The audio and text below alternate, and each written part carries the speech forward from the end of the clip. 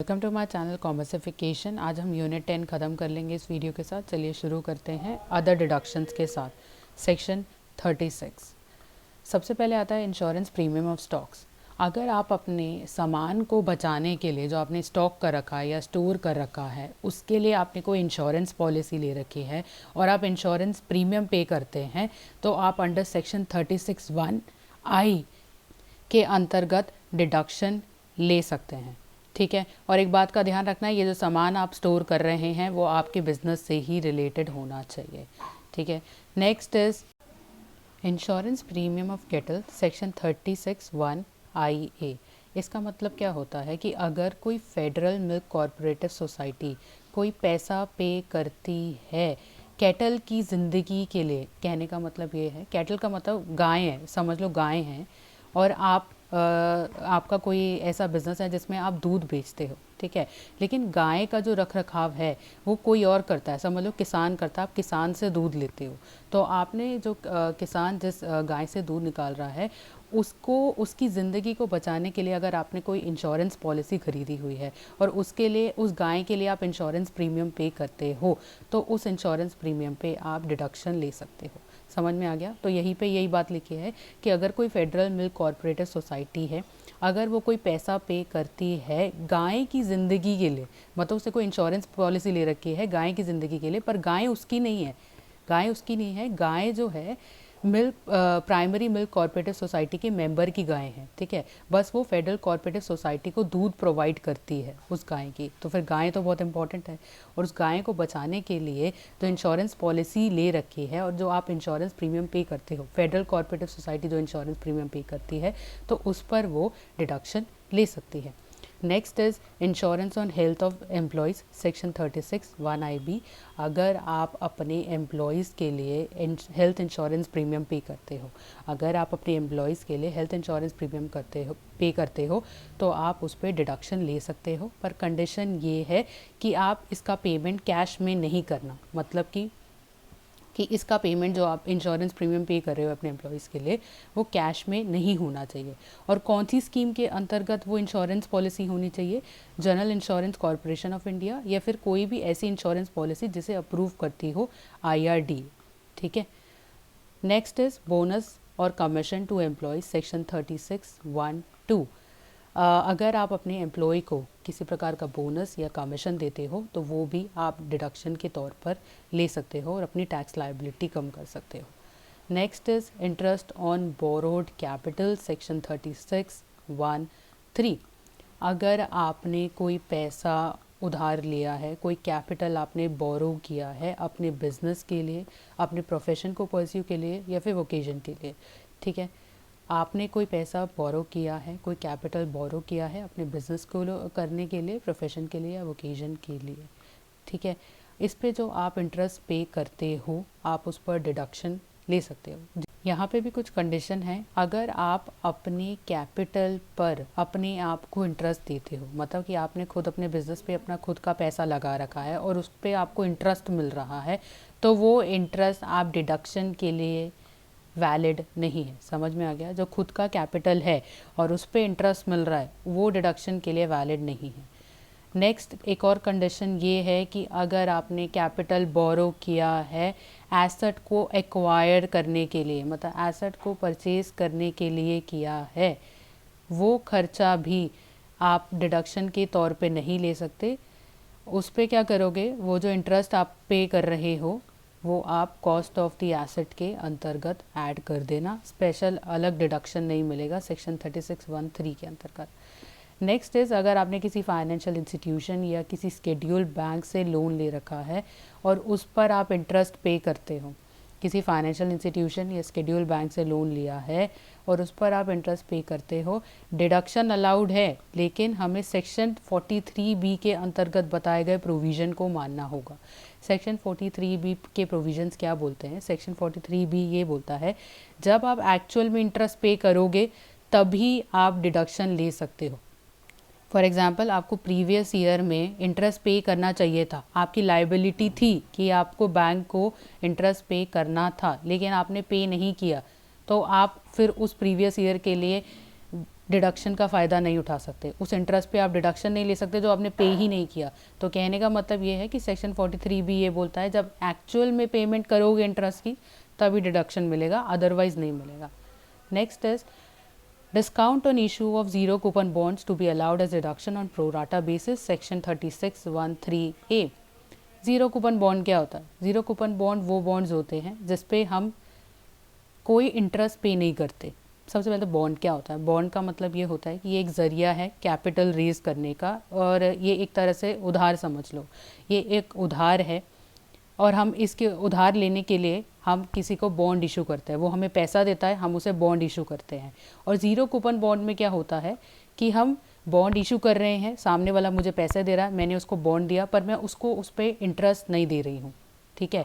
पर फिर जो बॉन्ड खरीद रहा है तो उसको फ़ायदा कैसे होगा अगर वो ज़ीरो कूपन बॉन्ड खरीदता है? तो देखिए इस एग्जांपल में मैंने जैसे बताया है कि जब मैंने बॉन्ड इशू किया था, जिसने उस बॉन्ड को ख़रीदा है, परचेज जिसने किया है, मैंने उसे 2 लाख रुपए में बेचा, जबकि उसकी वैल्यू 2.5 लाख थी, ठीक है। मैंने क्या बोला? उसकी वैल्यू 2.5 लाख थी पर मैंने उसको 2 लाख रुपए में बेचा, तो कितना हो गया? 50 लाख हो गया। तो इस तरीके से डिस्काउंट में हम अपने बॉन्ड को बेचते हैं कि उसकी वैल्यू ज़्यादा है पर हम उसे सस्ते में बेच देते हैं। और एक और एग्जांपल लेते हैं सिंपल सा, कि समझ लीजिए बॉन्ड की वैल्यू 1000 रुपये है, ठीक है। मैंने ये 1 साल की लाइफ है बॉन्ड की, मैंने बोला कि आप ये बॉन्ड की वैल्यू 1000 रुपये है, आप मुझे केवल 900 रुपये दे देना, लेकिन जब ये बॉन्ड मैच्योर हो जाएगा, जब मतलब मुझे पैसे रिटर्न करने की बारी आएगी, तो 1 साल बाद मैं आपको 1000 रुपये दूंगी, 900 रुपये नहीं दूंगी। तो इस तरीके से वो 100 रुपये का प्रॉफिट कमाता है जो बॉन्ड खरीदता है। समझ में आ गया? इसी को हम डिस्काउंट कहते हैं कि आप बॉन्ड सस्ते में दे रहे हो और मैच्योरिटी के समय जो उसकी एक्चुअल वैल्यू है आप उसको जो बॉन्ड खरीदने वाले को देते हो, ठीक है। तो अब जो आप ये डिस्काउंट दे रहे हो इस पे आप डिडक्शन ले सकते हो प्रोराटा बेसिस पे। अब ये प्रोराटा बेसिस क्या होता है? प्रोराटा बेसिस का मतलब है कि बॉन्ड जो होते हैं वो 3 साल, 4 साल, 5 साल, जितने भी ईयर्स के लिए आप उसको इशू कर रहे हो बॉन्ड को, हम डिडक्शन जो है इन ईयर्स में डिवाइड कर देंगे। मतलब डिडक्शन आपको एक साथ नहीं मिलेगी।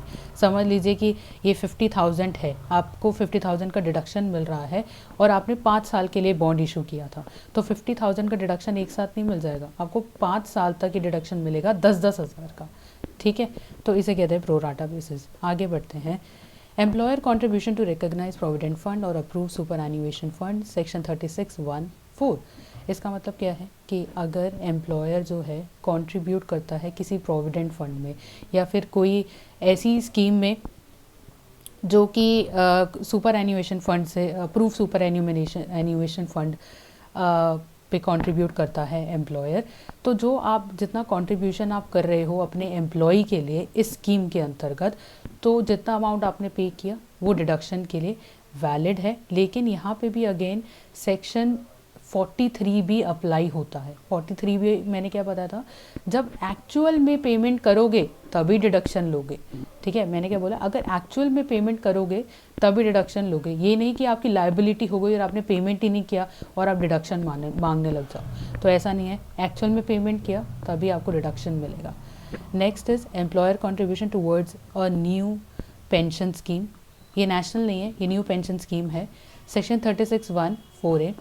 अगर एम्प्लॉयर कंट्रीब्यूट करता है अपनी एम्प्लॉय के लिए एनपीएस स्कीम के अंतर्गत, तो वो भी डिडक्शन के लिए वैलिड है। और इसमें कितना कंट्रीब्यूशन होता है? एम्प्लॉय की जितनी सैलरी होगी उसका 10%। और यहाँ पे सैलरी का मतलब ये है बेसिक सैलरी या फिर basic pay plus DNS allowance. Next deduction क्या है? Employer contribution to approve gratuity fund, section 36(1)(5). अगर आप अपने एम्प्लॉय के लिए किसी ग्रेचुटी फंड में, अप्रूव्ड ग्रेचुटी फंड में कंट्रीब्यूट करते हो तो उस कंट्रीब्यूशन पर भी आप डिडक्शन ले सकते हो। अगेन यहाँ पे भी आपको सेक्शन 43B का ध्यान रखना है, जो कि मैंने आपको बताया था कि एक्चुअल पेमेंट करोगे तभी डिडक्शन पाओगे। Next is sum receive from employees towards certain welfare scheme if credited to their account before the due date, section 36(1)(5). ये एक और डिडक्शन है जो आप अवेल कर सकते हो। देखिए जैसे कि अभी मैंने ऊपर स्कीम्स के बारे में बताया, प्रोविडेंट फंड की स्कीम, एनपीएस की स्कीम या ग्रेच्युटी फंड की स्कीम। इन स्कीमों में केवल एम्प्लॉयर कंट्रीब्यूट नहीं करता, एम्प्लॉय भी कंट्रीब्यूट करता है। मैंने क्या बोला, केवल एम्प्लॉयर कंट्रीब्यूट नहीं करता, एम्प्लॉय भी कंट्रीब्यूट करता है।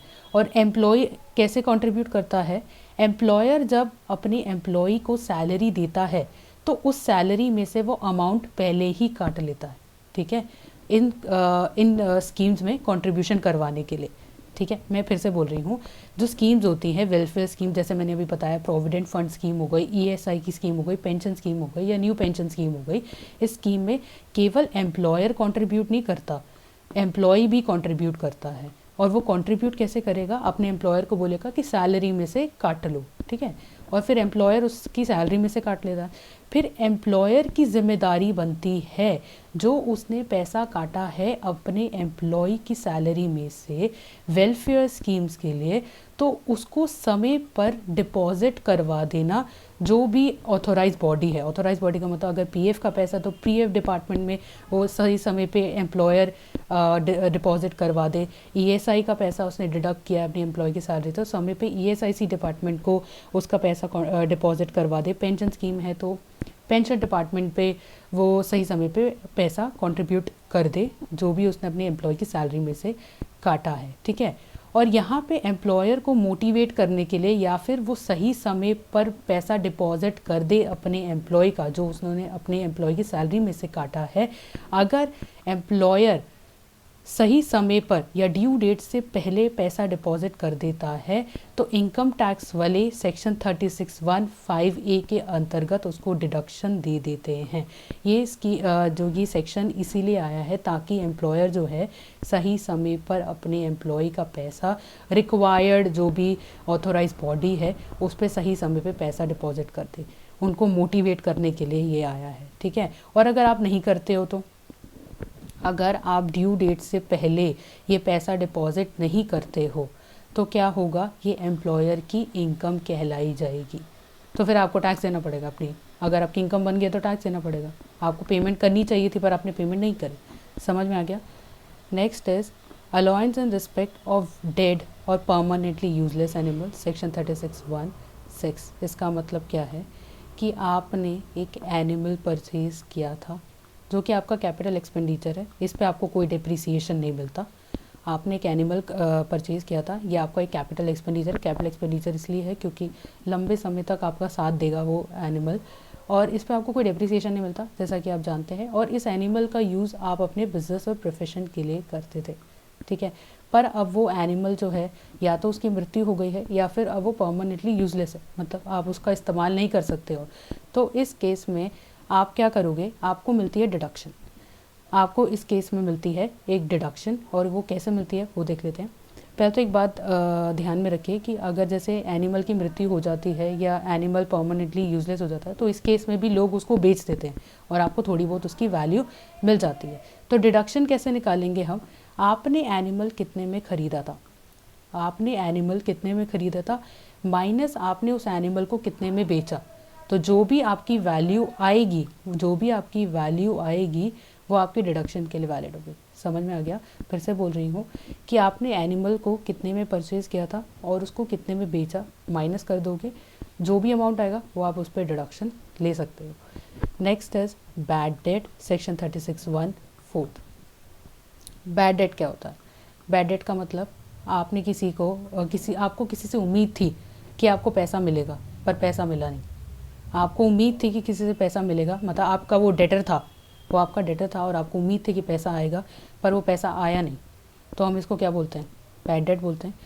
और इसे हम बोलेंगे इरिकवरेबल मनी। इरिकवरेबल मनी का मतलब क्या हुआ यहाँ पे कि आपने पूरी कोशिश कर ली पैसा रिकवर करवाने की, फिर भी आप रिकवर नहीं करवा पाए।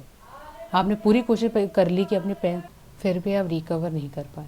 दूसरी एक बात का ध्यान रखना है, ये जो बैड डेट है आपके बिजनेस और प्रोफेशन से ही इसका रिलेशन होना चाहिए, अदरवाइज़ आप इस पे डिडक्शन नहीं ले सकते। अब यहाँ पे दो टाइप के बैड डेट के बारे में बात हो रही है। पहला तो है सेल करते हो आपको पैसा नहीं मिलता, मतलब आपने किसी को सामान बेचा था और उसने कहा था कि मैं आपको पैसा दे दूँगा, अपने उधार में सामान बेचा और आपको बोला उसने कि मैं आपको पैसा दे दूँगा और वो पैसा नहीं देता, तो एक केस ये हो गया कि वो आपका बैड डेट बन गया और उस पर आप डिडक्शन ले सकते हो।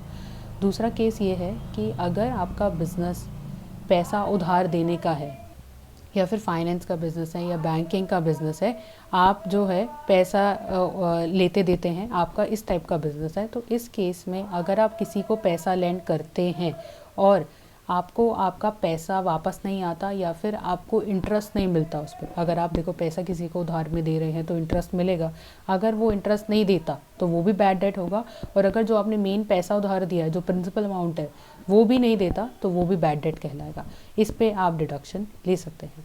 दूसरा पॉइंट पे ध्यान देना है, provision for bad debt and doubtful debt. जो हम प्रोविजन बनाते हैं बैड डेट और डाउटफुल डेट के लिए, वो डिडक्शन के लिए वैलिड नहीं है, इस बात का ध्यान रखना है। नेक्स्ट इज, समझ लीजिए कि आपने किसी को बैड डेट मान लिया था। मैंने टॉम को कोई सामान बेचा था और टॉम ने मुझे पैसा नहीं दिया, मैंने उसको बैड डेट मान लिया और मैंने उस पर डिडक्शन ले ली। ठीक है, मैंने इनकम टैक्स एक्ट के ये जो सेक्शन 36(1)(7) के अंतर्गत मैंने डिडक्शन ले ली, जो मैंने टॉम को सामान बेचा था पर उसने मुझे पैसा वापस नहीं किया।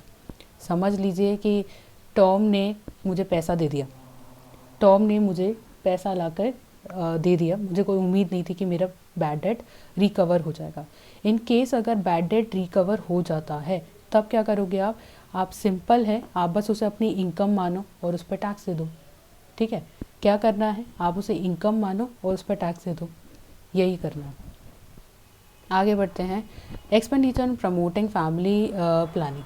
देखो, अगर क्या होता है, यदि कोई कंपनी खर्चा करती है इससे रिलेटेड कि वो अपने एम्प्लॉयज़ के बीच में फैमिली प्लानिंग से रिलेटेड कोई प्रोग्राम करवाती है, ठीक है, और ये सेक्शन 36(1)(9) के अंतर्गत आप इस पर डिडक्शन ले सकते हो। मैंने क्या बोला, अगर कोई कंपनी फैमिली प्लानिंग से रिलेटेड समझ लो कोई प्रोग्राम करवाती है अपने एम्प्लॉयज़ को मोटिवेट करने के लिए, फैमिली प्लानिंग से रिलेटेड फैमिली प्लानिंग को प्रमोट करने के लिए अमंग देयर एम्प्लॉयज़, देन इस केस में जो भी आपका खर्चा हो रहा है वो खर्चा डिडक्शन के लिए वैलिड है। पर कुछ रूल्स हैं जो हमें मानने होंगे। सबसे पहले तो ये केवल कंपनी को ही अलाउड है, ये जो डिडक्शन का बेनिफिट है केवल कंपनी ही उठा सकती है। डिडक्शन कितनी मिलेगी, यहाँ कैपिटल एक्सपेंडिचर के बारे में बात हो रही है। आपने फैमिली प्लानिंग पे जो कैपिटल एक्सपेंडिचर किया है उसको आप डिवाइड करोगे 5 से और 5 साल तक आप इस डिडक्शन का फ़ायदा उठा सकते हो। अभी एग्जांपल देखेंगे तो समझ में आ जाएगा। अब यहाँ पे एक और पॉइंट है, समझ लीजिए किसी प्रीवियस ईयर में आपका कोई प्रॉफिट ही नहीं हुआ, पर आपने तो खर्चा किया था फैमिली प्लानिंग के लिए, तो आप डिडक्शन कैसे लोगे, आप दूसरी इनकम जो इनकम फ्रॉम अदर सोर्सेज है उससे उसको माइनस कर सकते हो। कैपिटल एक्सपेंडिचर को आप इनकम फ्रॉम अदर सोर्सेज से माइनस कर सकते हो या इसको हम बोले तो सेट ऑफ कर सकते हो। और अगर फिर भी आपका कैपिटल एक्सपेंडिचर बच जाता है इनकम फ्रॉम अदर सोर्सेज से माइनस करने के बाद, तो आप नेक्स्ट ईयर उसको कैरी फॉरवर्ड कर देना और तब कैपिटल एक्सपेंडिचर का फ़ायदा ले लेना। एग्जाम्पल है यहाँ पे, प्रीवियस ईयर 2021 में मेरी बिजनेस इनकम 3 लाख हुई थी। रेवेन्यू एक्सपेंडिचर जो फैमिली प्लानिंग से, ठीक है, ये केस केवल फैमिली प्लानिंग का ही है क्वेश्चन, ये एग्जांपल। तो मेरी बिजनेस इनकम 3 लाख की हुई थी, मेरा जो रेवेन्यू एक्सपेंसेस हुए थे फैमिली प्लानिंग से रिलेटेड 1,65,000 और कैपिटल एक्सपेंडिचर हुआ फैमिली प्लानिंग को प्रमोट करने के लिए 9 लाख और इनकम फ्रॉम अदर सोर्सेज 30,000 है। ठीक है, तो इसको कैसे करेंगे, सबसे पहले बिजनेस इनकम में से मैं रेवेन्यू एक्सपेंसेस माइनस करूँगी, कैपिटल एक्सपेंडिचर बाद में माइनस करेंगे, रेवेन्यू एक्सपेंडिचर सबसे पहले माइनस करेंगे जो मैंने अपनी फैमिली प्लानिंग को प्रमोट करने के लिए किए थे, तो 1,65,000 हो गया। तो इसको माइनस करने के बाद अब आपकी बिजनेस इनकम की वैल्यू कितनी रह गई, 1,35,000। अब आपको मिलता है कैपिटल एक्सपेंडिचर के अंदर डिडक्शन। कैपिटल एक्सपेंडिचर पे डिडक्शन का कैलकुलेशन कैसे मैंने बताया था कि आपको टोटल कितना कैपिटल एक्सपेंडिचर हुआ उसका 1/5, तो मैंने 5 से डिवाइड कर दिया, 1,80,000 आ जाएगा। 1,80,000 वाला ये जो डिडक्शन है आपको 5 साल के लिए मिलेगा। तो ये डिडक्शन आपको 5 साल के लिए मिलेगा, जैसे कि मैंने यहाँ पे ऊपर बताया था। अब क्या है कि इस केस में आपकी बिजनेस इनकम तो केवल 1,35,000 है और आपका कैपिटल एक्सपेंडिचर तो 1,80,000 का के अंतर्गत आपको इतना डिडक्शन मिल सकता है। तो क्या करेंगे, 1,35,000 ही माइनस कर सकते हो, 1,80,000 कैसे माइनस कर सकते हो जब आपकी इनकम ही 1,35,000 है। ठीक है, तो अब आपका रिमेनिंग कैपिटल एक्सपेंडिचर कितना बच गया, आपने 1,80,000 में से केवल 1,35,000 का ही डिडक्शन लिया है, तो आपका कितना डिडक्शन बच गया, 45,000 डिडक्शन बच गया प्रीवियस ईयर 2020-2021 के लिए, तो इसका क्या करेंगे हम, इनकम फ्रॉम अदर सोर्सेज से सेट ऑफ करेंगे। जैसा मैंने बताया था, अगर आपका कैपिटल एक्सपेंडिचर बच रहा है, आप 1,80,000 तक की डिडक्शन ले सकते थे, आप केवल 1,35,000 ही ले पाए क्योंकि आपकी बिजनेस इनकम 1,35,000 बची। तो इस केस में आप क्या करोगे, 45,000 जो आपकी डिडक्शन बची है कैपिटल एक्सपेंडिचर के अंतर्गत, इनकम फ्रॉम अदर सोर्सेज से लोगे। तो अब आपकी बिजनेस इनकम तो नील हो गई, बिजनेस इनकम नील हो गई, 1,35,000 में से 1,35,000 गए, नील हो गई। अब हम इसमें ऐड करेंगे income from other sources. Question में गिवन था इनकम फ्रॉम अदर सोर्सेज 30,000 है, मैंने 30,000 लिख दिया। अब मैंने जैसा आपको पीछे बताया था कि कैपिटल एक्सपेंडिचर का जो डिडक्शन है, अगर पूरा बिजनेस इनकम से आप नहीं ले पाते ये डिडक्शन, तो आप इनकम फ्रॉम अदर सोर्सेज से लोगे, जैसा मैंने इस पॉइंट पे यहाँ ऊपर बताया है। तो मैं माइनस कर दूंगी कैपिटल एक्सपेंडिचर, कितना बचा था, 45,000 बचा था, पर इस केस में आपके पास इनकम तो केवल 30,000 ही है ना, इनकम फ्रॉम अदर सोर्सेज से। तो 45,000 में से केवल 30,000 ही आप इस केस में भी डिडक्शन ले सकते हो, ठीक है। तो अब आपकी टोटल टैक्सेबल इनकम कितनी हो गई, नील हो गई। लेकिन फिर भी हमारा कैपिटल एक्सपेंडिचर का डिडक्शन बच गया, कितना बचा, 45,000 में से आपने 30,000 यूज़ कर पाए, ठीक है, 30,000 की यूज़ कर पाए क्योंकि आपकी इनकम 30,000 थी, इनकम फ्रॉम अदर सोर्सेज। तो ये 15,000 जो है आप नेक्स्ट ईयर डिडक्शन ले लेना। समझ में आ गया क्या है इस क्वेश्चन में, फिर से बोल रही हूँ, टोटल कैपिटल एक्सपेंडिचर 1,80,000 था, इसमें से 1,35,000 आपने बिजनेस इनकम को सेट ऑफ करने के लिए यूज़ कर लिया, और बाकी जो बचा 45,000, इसमें से आपने 30,000 आपकी इनकम फ्रॉम अदर सोर्सेज को सेट ऑफ करने के लिए यूज़ कर लिया, बचा 15,000, ये आप नेक्स्ट ईयर ले लेना इस पर डिडक्शन। तो इस तरीके से हम डिडक्शन लेते हैं। आगे बढ़ते हैं, securities transaction tax paid to be allowed as a deduction under section 36(1). देखो, सिक्योरिटी ट्रांजैक्शन टैक्स क्या होता है, सिक्योरिटी ट्रांजैक्शन टैक्स का मतलब होता है कि जब भी हम रिकॉग्नाइज स्टॉक एक्सचेंज से कोई स्टॉक परचेज करते हैं या सेल करते हैं, तो हमें थोड़ा सा टैक्स पे करना होता है, उसी को हम सिक्योरिटी ट्रांजैक्शन टैक्स कहते हैं, ठीक है। अगर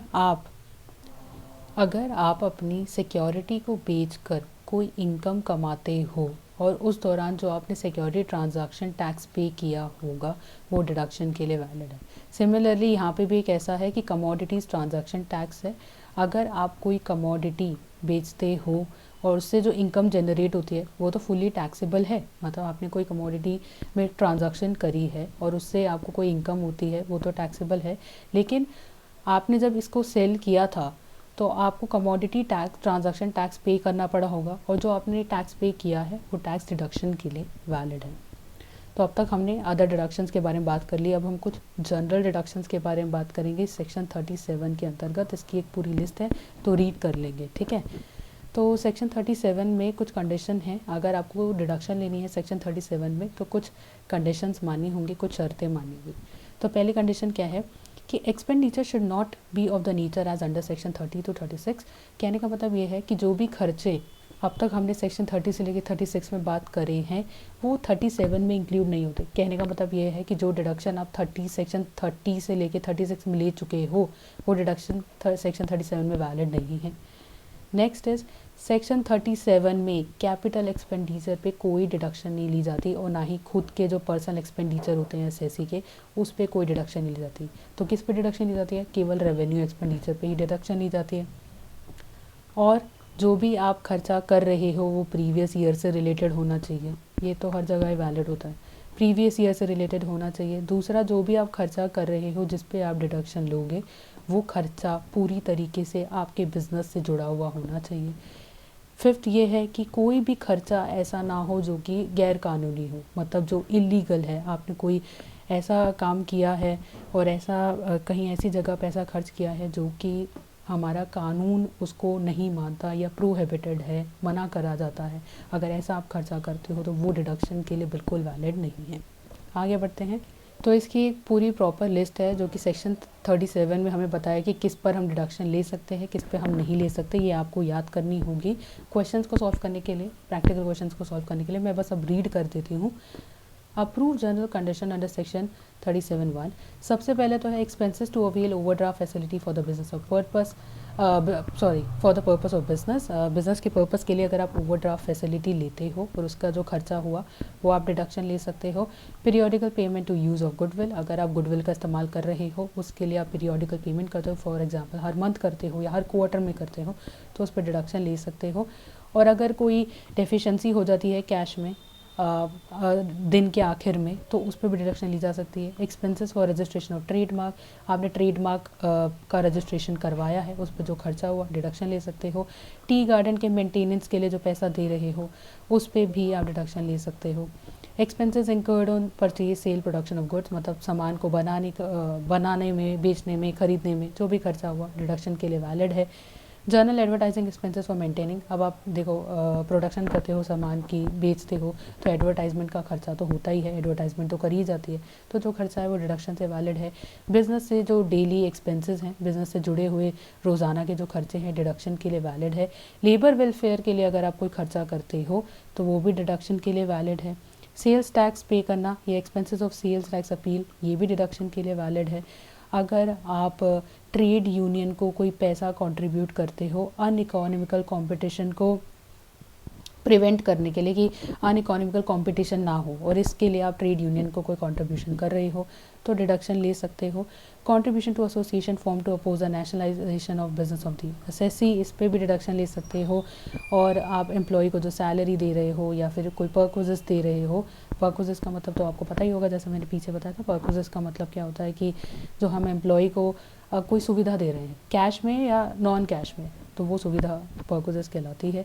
अगर आप अपने जनरल मैनेजर को कोई कमीशन दे रहे हो अपने प्रॉफिट का कुछ प्रतिशत, तो वो भी डिडक्शन के लिए वैलिड है।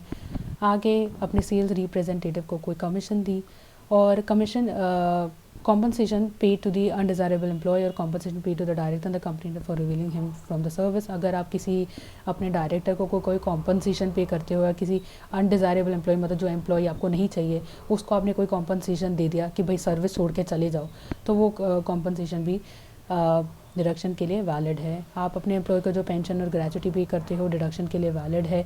दशहरा और दिवाली में अगर आप कोई सेलिब्रेट करते हो तो उससे रिलेटेड जो खर्चा हो गया डिडक्शन के लिए वैलिड है। एनी कंपलसरी कंट्रीब्यूशन और any other contribution which is necessary for, अगर बिजनेस इंटरेस्ट के लिए, मतलब अगर जो चीज़ आपके बिजनेस के फ़ायदे के लिए अगर आप कोई कंट्रीब्यूशन कर रहे हो किसी प्रकार का किसी स्कीम में, तो वो भी वो कंट्रीब्यूशन भी डिडक्शन के लिए वैलिड है। कमीशन पेड फॉर, अगर आप कोई ऑर्डर पाने के लिए कोई खर्चा करना पड़ रहा है, मतलब कि आपको कोई कॉन्ट्रैक्ट मिल जाए या अगर आपको कोई बड़ा ऑर्डर मिल जाए, इसके लिए आपको कुछ कमीशन देना पड़ रहा है, तो वो भी आप डिडक्शन ले सकते हो उस पर। और समझ लीजिए आपने कोई कॉन्ट्रैक्ट किया था और वो कॉन्ट्रैक्ट आप समय पे पूरा नहीं कर पाए, तो उसके लिए आपको पेमेंट पेनल्टी तो देनी पड़ेगी, तो वो पेनल्टी वैलिड है। Consultation fees to maintain software, जो सॉफ्टवेयर आप यूज़ करते हो उसके लिए आपको कंसल्टेशन फ़ीस देनी पड़ती है जो आपको सर्विसेज प्रोवाइड कर रहे हैं, तो वो भी वैलिड है। Provision of a loss, accounting standard 7 के अंतर्गत बताए गए जो प्रोविज़न ऑफ अ लॉस के बारे में जो बताया गया है, इस पर भी डिडक्शन आप ले सकते हो। और अगर आप किसी को रॉयल्टी पे करते हो किसी कंपनी को क्योंकि आप लोगो यूज़ कर रहे हो, तो उसका पे भी आप डिडक्शन ले सकते हो। ठीक है, आपने किसी फाइनेंशियल इंस्टीट्यूशन से लोन लिया है और उसके लिए आपने कोई लीगल एक्सपेंसेस पे किए हैं, उस पे भी आप डिडक्शन ले सकते हो। अगर आपने एम्प्लॉई के एक्सीडेंट होने पर कोई कॉम्पनसेशन पे किया है, मतलब एम्प्लॉय का कोई एक्सीडेंट, किसी एम्प्लॉय का एक्सीडेंट हो जाता है और उस पर आपने कोई कॉम्पनसेशन पे किया है, तो उस पर भी आप डिडक्शन ले सकते हो। बिजनेस एंड प्रोफेशन से रिलेटेड जो भी लीगल एक्सपेंसेस हैं उस पर भी डिडक्शन अलाउड है। आगे अगर आपने कोई न्यू टेलीफोन या कोई टेलीफोन एक्सचेंज का कनेक्शन लिया है, जो भी खर्चा हुआ डिडक्शन के लिए वैलिड है। और अगर नेशनलाइजेशन ऑफ ट्रेड और other type of a business को प्रोहिबिटेड रोकने के लिए, अगर नेशनलाइजेशन ऑफ ट्रेड और other type of a business को रोकने के लिए आपको खर्चा करना पड़ता है, तो वो डिडक्शन के लिए वैलिड है। इंटरेस्ट जो आपने पे किया है borrowed capital connection with of asset whether it is capitalize in nature और नॉट, अगर आपने कोई पैसा बोरो किया है जिसका कनेक्शन आपकी एसेट से, मतलब समझ लीजिए आपकी एसेट को मेंटेन करने के लिए आपने कोई कैपिटल बोरो किया है और जो आप इंटरेस्ट पे करते हो, तो वो डिडक्शन के लिए वैलिड है। लीगल एक्सपेंसेस आप अगर आप पे करते हो अपने कैपिटल एसेट को प्रोटेक्ट करने के लिए, ठीक है, कोई लीगल एक्सपेंसेस आप पे कर रहे हो अपने कैपिटल एसेट को बचाने के लिए, तो वो भी डिडक्शन के लिए वैलिड है। अपने बिजनेस से रिलेटेड जो मैंने बताया था लीगल एक्सपेंसेस प्रोटेक्ट करने के लिए, वो भी डिडक्शन के लिए वैलिड है। Provision for payment of excise duty, expenses on family planning bye non company SSC, जो पीछे मैंने बताया था वो तो कंपनी के लिए डिडक्शन थी। जो अभी हमने डिडक्शन के बारे में पीछे बात करी है, जो फैमिली प्लानिंग को प्रमोट करने के लिए जो खर्चा होता है वो डिडक्शन के लिए वैलिड है, पर वो केवल कंपनी के लिए था। पर सेक्शन 37 में जो कंपनी एसएससी नहीं है, बाकी एसएससी है, कंपनी को छोड़ के जो बाकी एसएससी हैं, अगर वो फैमिली प्लानिंग को प्रमोट करने के लिए खर्चा करते हैं तो सेक्शन 37(1) के अंतर्गत डिडक्शन ले सकते हैं। ट्रेडमार्क के लिए रजिस्ट्रेशन और उसको मेंटेन करने के लिए जो एक्सपेंसेस पे कर रहे हो वो भी डिडक्शन के लिए वैलिड है। डिबेंचर इशू करते हो और या लोन लेते हो, उससे रिलेटेड जो खर्चे हुए वो भी डिडक्शन के लिए वैलिड है। उसके बाद समझ लीजिए कभी ऐसा होता है कि आपके गुड्स जो होते हैं कोई पकड़ लेता है, कुछ ऐसा केस हो जाता है जिसमें आपका गुड्स जो है ज़ब्त कर लिए जाते हैं, सीज़ कर लिए जाते हैं। इस केस में क्या होता है कि आपको फ़ाइन पे करना पड़ता है और वो फ़ाइन जो है डिडक्शन के लिए वैलिड है और इसके बारे में आपको कोई नॉलेज नहीं है, ठीक है। अगर आपके गुड्स सीज़ कर लिए जाते हैं, ज़ब्त कर लेते हैं, ज़ब्त कर लिए जाते हैं और इसके बारे में आपको कोई नॉलेज नहीं है कि वो जो गुड्स हैं उसका कोई इलीगल कनेक्शन है फॉरेन कंट्री से, तो इस केस में जो आप फ़ाइन पे करते हो वो डिडक्शन के लिए वैलिड है, ठीक है। Next is professional tax levied by local body, the payment of is necessary for the operation of trade. अगर आप कोई प्रोफेशनल टैक्स पे कर रहे हो जो कि लोकल बॉडी लीवाई करती है, तो इस केस में वो प्रोफेशनल टैक्स पे आप डिडक्शन के लिए ले सकते हैं। Next is amount paid for a loan of purchase of house by SSC, it is revenue expense. अगर आपने कोई घर खरीदने के लिए लोन लिया है उस पर भी आप डिडक्शन ले सकते हो। Fine and compensation paid to the government on account of delay in the supply of contract. अगर आपने कोई कॉन्ट्रैक्ट को समय पे पूरा नहीं किया है और उसके लिए आप कोई सरकार को लोन या कॉम्पनसेशन दे रहे हो, लोन नहीं सॉरी फ़ाइन या कॉम्पनसेशन दे रहे हो, तो वो डिडक्शन के लिए वैलिड है। और अगर आप अपने बिजनेस के लिए कोई कंपलसरी कंट्रीब्यूशन करते हो, मतलब आपको कंट्रीब्यूशन करना ही पड़ता है, जैसे आपने चैम्बर ऑफ कॉमर्स को आपको कोई पैसा कंट्रीब्यूट करना पड़ता है, तो इस केस में भी आप डिडक्शन ले सकते हो। रॉयल्टी पे करते हो किसी को, डिडक्शन के लिए वैलिड है। प्रोफेशनल टैक्स पे करते हो, वो भी डिडक्शन के लिए वैलिड है। Expenses of income tax activity in relation to trade, मतलब आपका जो सामान का लेना देना है उसमें जो इनकम टैक्स पे जो खर्चे होते हैं उससे रिलेटेड, तो उस पर भी आप डिडक्शन ले सकते हो। अगर आपने मेमोरेंडम ऑफ एसोसिएशन और आर्टिकल ऑफ एसोसिएशन में कुछ रिवीजन करवाया है कंपनीज़ एक्ट के बदलने के बाद, जैसे कंपनीज़ एक्ट में अमेंडमेंट्स होते रहते हैं, जैसे 1956 था फिर 2013 आया, तो उस वजह से आपको मेमोरेंडम ऑफ एसोसिएशन या आर्टिकल ऑफ एसोसिएशन में चेंज करवाना पड़ा, तो उससे रिलेटेड जो खर्चे होंगे वो भी डिडक्शन के लिए वैलिड है। Interest payable on account of late payment of installment under hire purchase system, अगर हायर परचेज सिस्टम के अंतर्गत आपने कोई चीज़ हायर करी है और आपको इंस्टॉलमेंट सही समय पर देनी चाहिए थी पर आपने नहीं दी, तो उस पर आपको इंटरेस्ट पे करना पड़ेगा, तो वो इंटरेस्ट जो है डिडक्शन के लिए वैलिड है। Interest payable on account of delay in the payment of cess to the government and because compensation is payable in the failure to pay cess, आपको सेस पे करना था सरकार को, आपने पे नहीं किया समय पे, तो जो आप इंटरेस्ट पे कर रहे हो उस सेस पे, तो वो डिडक्शन के लिए वैलिड होगा। Expenses on foreign tour of a director for the development of trade of a company, यदि कंपनी के बेहतर के लिए, मतलब आप आपकी ट्रेड को बढ़ाने के लिए, आपके बिज़नेस को बढ़ाने के लिए अगर आपका डायरेक्टर जो है फॉरेन टूर पे जाता है, मतलब इंडिया से बाहर जाता है, और उससे रिलेटेड जो खर्चे होते हैं वो डिडक्शन के लिए वैलिड है। अगर आप अपने एम्प्लॉयज़ को कोई प्राइज़ डिस्ट्रीब्यूट करते हो इनॉग्रेशन के दौरान या फिर कोई भी फेस्टिवल के दौरान, तो वो खर्चे भी आप डिडक्शन के लिए वैलिड हैं। और वाइट वॉश करवाना, लाइटनिंग एक्सपेंसेस सब आपके डिडक्शन के लिए वैलिड है। अगर आपका स्टॉक एक्सचेंज में, अगर आप अपने स्टॉक एक्सचेंज में अगर आप अपनी सिक्योरिटी लिस्ट करवाते हो, अगर आप जैसे बॉम्बे स्टॉक एक्सचेंज या नेशनल स्टॉक एक्सचेंज या बहुत सारे स्टॉक एक्सचेंजेस हैं, अगर आप स्टॉक एक्सचेंज में अपने स्टॉक्स को या अपनी सिक्योरिटीज़ को लिस्ट करवाते हो, उस लिस्ट करवाते समय जो आपको फ़ीस पे करनी होती है उसे लिस्टिंग फ़ीस कहते हैं, उस लिस्टिंग फ़ीस पे आप डिडक्शन ले सकते हो अंडर सेक्शन 37(1). अब हम उन डिडक्शंस के बारे में बात करेंगे जिस पे आप डिडक्शन नहीं ले सकते, मतलब डिडक्शन नहीं, अब हम उन खर्चों के बारे में बात करेंगे जो कि आप डिडक्शन नहीं ले सकते जिन पर अंडर सेक्शन 37(1). तो कौन कौन सी डिडक्शन है इसके अंदर? सबसे पहले चीज़ आती है कि देखिए, अगर आपका कोई भी खर्चा ऐसा होता है, अगर आपका कोई भी खर्चा ऐसा होता है जो कि गैर कानूनी है, उस खर्चे पे आप डिडक्शन नहीं ले सकते। यही चीज़ इसके अंतर्गत बताई गई है, ठीक है। अगर आपने कोई अग्रीमेंट किया था स्टेट के साथ उसमें, और आप उस अग्रीमेंट में जो रूल्स एंड रेगुलेशंस लिखे हुए थे उनका उल्लंघन करते हो या उनको तोड़ते हो, उनको मानते नहीं हो, उन रूल्स एंड रेगुलेशंस को जो अग्रीमेंट में लिखे हुए थे और आपने स्टेट के साथ करे थे, उस दौरान आपको उसके लिए पेनल्टी या कोई डैमेजेस का पेमेंट करना होता है, तो उस पर आपको कोई डिडक्शन नहीं मिलेगी। कहने का मतलब ये है कि स्टेट के साथ आपका अग्रीमेंट हुआ था, उस अग्रीमेंट में कुछ क्लॉजेस थे, रूल्स थे एंड रेगुलेशंस थे जो आपको फॉलो करने चाहिए थे, पर आपने फॉलो नहीं करे और आपने फॉलो नहीं किए, इसीलिए आपको फ़ाइन पे करना पड़ा, डैमेज का पैसा देना पड़ा जो भी हुआ, या फिर पेनल्टी पे करनी पड़ी, तो वो पेनल्टी पे आप कोई डिडक्शन नहीं ले सकते। नेक्स्ट आता है penalty damages paid in connection with infringement of law. इसका मतलब क्या है कि आपने कानून को नहीं माना, आपने कानून को नहीं माना, इस वजह से आपको कोई पेनल्टी देनी पड़ी, तो वो भी आप डिडक्शन के लिए नहीं ले सकते हो, ठीक है। अगर आपका जो एसेट का टाइटल है उसमें कोई प्रॉब्लम है, उसको ठीक करवाने के लिए या फिर अपने टाइटल को पूरा करवाने के लिए कोई आप पैसा पे करते हो, जो भी आपका खर्चा होता है, तो वो जो खर्चा है आपके डिडक्शन के लिए वैलिड नहीं है। नेक्स्ट आता है रजिस्ट्रेशन ऑफ शेयर। अपने शेयर्स को रजिस्टर करवाने के लिए जो आपने लिटिगेशन एक्सपेंसेस पे करे हैं, तो वो भी डिडक्शन के लिए वैलिड नहीं है, ठीक है।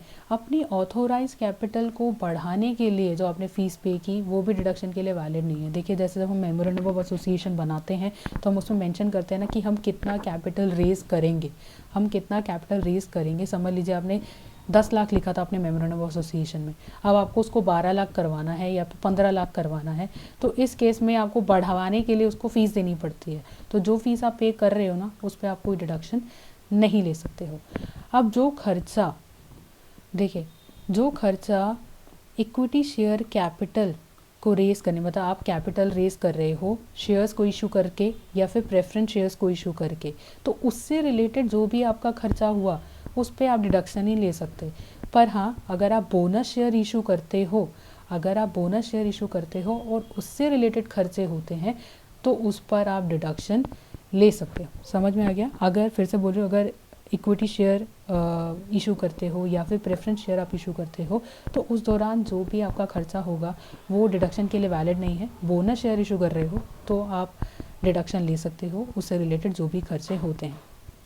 अगर आप कोई पैसा पे कर रहे हो टेक्निकल नो हाउ को एक्वायर करने के लिए, ठीक है, मतलब किसी टेक्निकल नॉलेज को एक्वायर करने के लिए आपने कोई पैसा पे किया है और इस नॉलेज का आप इस्तेमाल करोगे अपनी मैन्युफैक्चरिंग के लिए, मैन्युफैक्चरिंग पर्पस के लिए, तो ये जो आप पैसा खर्च कर रहे हो इस पर भी आप डिडक्शन नहीं ले सकते। नेक्स्ट इज़ की amount expended for acquiring a business और a right of a permanent character. अगर आप कोई पैसा खर्च करते हो किसी बिज़नेस को एक्वायर करने के लिए या फिर कोई परमानेंट कैरेक्टर के अधिकार को लेने के लिए, ठीक है, या फिर कोई एसेट जो कि आपको इनकम बना के देगी, या फिर कोई कॉम्पनसेशन को अवॉइड करने के लिए जो भी पैसा खर्च होता है आपका, वो डिडक्शन के लिए वैलिड नहीं है। मैंने क्या क्या बोला कि किसी बिज़नेस को एक्वायर करने के लिए, परमानेंट कैरेक्टर के अधिकार के लिए, या कोई ऐसा एसेट जो आपको इनकम जनरेट करके देगा, या फिर कोई कॉम्पनसेशन को अवॉइड करने के लिए, तो वो जो खर्चा होगा वो आप डिडक्शन नहीं ले सकते उस पर। अगर आपने कोई गुडविल को लेने के लिए पेमेंट किया है तो वो भी डिडक्शन के लिए वैलिड नहीं है अंडर सेक्शन 37(1). नेक्स्ट है कि जो आपने कोई खर्चा किया है मिनरल्स को एक्वायर करने का। इसका मतलब क्या है, देखिए समझ लीजिए कोई मिनरल्स हैं जो कि अभी तक खुदाई करके निकाले नहीं गए, मतलब अभी खुदाई करने के बाद हम वो मिनरल्स निकालेंगे, पर अभी तक वो खुदाई करके निकाले नहीं गए हैं, फिर भी आपने खर्चा कर लिया उसके लिए कि जब भी वो निकलेंगे आप मेरे को देना, ठीक है। उससे रिलेटेड उसका अधिकार पाने के लिए कि वो मिनरल्स आपको मिल जाए, उसका अधिकार पाने के लिए अगर आप कोई खर्चा करते हो तो वो डिडक्शन के लिए वैलिड नहीं है। पर इसी के साथ एक केस ये है कि समझ लीजिए खुदाई हो रखी है, मिनरल्स निकाल लिए गए हैं, उसके बाद अगर आप खर्चा करते हो उस मिनरल्स को पाने के लिए, तब आप डिडक्शन ले सकते हो। समझ में आ गया? मैंने क्या बताया, खुदाई नहीं हुई है और मिनरल्स अभी तक बाहर नहीं निकाले गए, आप उसका अधिकार मांग रहे हो कि भाई मैं इसको यूज़ करूँगा और ये मेरे हैं, ठीक है, उसके लिए आपने खर्चा किया, तो इस केस में आप डिडक्शन नहीं ले सकते। लेकिन अगर ऑलरेडी मिनरल्स निकाले जा चुके हैं और फिर आप उस पर खर्चा करते हो उसको पाने के लिए, तो वो खर्चा जो है आपके डिडक्शन के लिए वैलिड है। नेक्स्ट आता है कि अगर आपने इन मिनरल्स को सर्च करने के लिए, मतलब इन मिनरल्स को, इन खनिज पदार्थों को ढूंढने के लिए, इन्वेस्टिगेट करने के लिए कोई लाइसेंस ले लिया है और उसकी फ़ीस पे करते हो, तो इस पे आप डिडक्शन नहीं ले सकते। Next is payment made in consideration of acquiring a monopoly right to manufacture a product. ऐसा क्या, इसका मतलब क्या है कि अगर आप ऐसा अधिकार चाहते हो कि भाई मेरा ही, मैं अकेले ही इस प्रोडक्ट का मैन्युफैक्चरर बनूं पूरी मार्केट में, और इस चीज़ के लिए आप पेमेंट करते हो, तो ये जो खर्चा है आप डिडक्शन नहीं दिखा सकते अंडर सेक्शन 37(1), ये आपका डिडक्शन के लिए वैलिड नहीं होगा। मैंने क्या बोला कि आप अपनी मार्केट में या फिर आप अकेले ही उस प्रोडक्ट का मैन्युफैक्चरर बने रहना चाहते हो, किसी को एंटर नहीं करना देना चाहते उस उस प्रोडक्ट के लिए, कोई कंपटीशन नहीं रखना चाहते उस प्रोडक्ट के लिए, तो इसके लिए जो आप पेमेंट कर रहे हो तो वो डिडक्शन के लिए वैलिड नहीं होता। नेक्स्ट इज़ कि आपने कोई टैक्स पे किया था, ठीक है, अब नॉन रेजिडेंट के बिहाफ पर, ठीक है, नॉन रेजिडेंट के बिहाफ पर अगर आप कोई टैक्स पे करते हो और अगर आपने टीडीएस काटना भूल गए, अंडर सेक्शन 195, तो इस केस में जो टैक्स आपने पे किया है वो डिडक्शन के लिए वैलिड नहीं है। मैंने क्या बोला कि आप नॉन रेजिडेंट के बिहाफ पर टैक्स पे करते हो तो आप उस पर डिडक्शन नहीं ले सकते अगर आपने टीडीएस नहीं काटा अंडर सेक्शन 195। नेक्स्ट इज़ कि अगर आप किसी पार्टी को अंडर कॉन्ट्रैक्ट कॉम्पनसेशन पे करते हो कि वो कुछ ऐसा अननेसेसरी इन्वेस्टमेंट ना करे कैपिटल एसेट में, मतलब आप उसको रोक रहे हो कि कैपिटल एसेट पर वो गलत तरीके से कोई इन्वेस्टमेंट ना करे जो ज़रूरी नहीं है, जो इन्वेस्टमेंट ज़रूरी नहीं है, उसको रोकने के लिए अगर आप कोई पैसा पे कर रहे हो तो वो पैसा जो है डिडक्शन के लिए वैलिड नहीं है। अगर आपने अपना ऑफिस कहीं शिफ्ट कर लिया है, अगर आपने अपना रजिस्टर्ड ऑफिस कहीं शिफ्ट कर लिया है, तो शिफ्टिंग में जो भी खर्चा हुआ वो आप उस पर डिडक्शन नहीं ले सकते। Next is insurance premium paid by firm on life insurance policy of its partner. अगर पार्टनर की खुद की लाइफ इंश्योरेंस पॉलिसी है और पार्टनरशिप फर्म उस पर इंश्योरेंस प्रीमियम पे करती है तो वो डिडक्शन नहीं ले सकती। समझ में आ गया? नेक्स्ट इज़ कि अगर कोई लिकर कॉन्ट्रैक्टर है, मतलब जो अल्कोहल बेचता है, अगर उसने किसी पुलिस स्टाफ को पैसा दे दिया, उसने कोई पुलिस स्टाफ को पैसा देता है, वो पैसा डिडक्शन के लिए वैलिड नहीं है। और अगर वो किसी भी ऑफिसर को पैसा देता है ताकि उसको अलाउ करे कि वो इलीगल तौर पर दारू को ख़रीद और बेच सके। बात समझ में आ गई? अब मैंने क्या बोला, जो अल्कोहल ख़रीदते बेचते हैं और वो गलत अनऑथराइज तरीके से खरीद रहे बेच रहे हैं और पुलिस वाले को पैसा देते हैं या फिर किसी भी ऑफिसर को पैसा देते हैं कि उनको काम करने को अलाउ किया जाए, तो ये जो पैसा दे रहे हैं ना, एक तरह से रिश्वत ही हो गई। ये जो पैसा दिया जा रहा है, तो ये जो पैसा दे रहे हैं वो डिडक्शन के लिए वैलिड नहीं है। नेक्स्ट इज़ कि अगर कंपनी पैसा पे करती है रजिस्ट्रार ऑफ कंपनीज़ को, मतलब अगर आप रजिस्ट्रार को पैसा पे करते हो अपनी कंपनी के कैपिटल बेस को बढ़ाने के लिए, ठीक है, तो वो जो फीस पे कर रहे हो आप रजिस्ट्रार ऑफ कंपनीज़ को, तो वो अमाउंट जो है डिडक्शन के लिए वैलिड नहीं है। 19 पॉइंट क्या बोलता है कि देखिए, अगर एक कंपनी थी, एक पार्टनरशिप फर्म थी, उसमें दो पार्टनर टॉम और जेरी मिलकर काम कर रहे थे, ठीक है। अब क्या है, जेरी अलग हो गया है। टॉम क्या कहता है कि मैं इस कंपनी को कंटिन्यू रखूँगा, तू छोड़ दे, पर तू मुझसे वादा कर कि तू 15 साल तक यही सेम बिजनेस नहीं करेगा। और उसको रोकने के लिए वो कोई पैसा देता है, टॉम जो है जेरी को पैसा देता है कि 15 साल तक तू ऐसे टाइप का बिजनेस नहीं करेगा।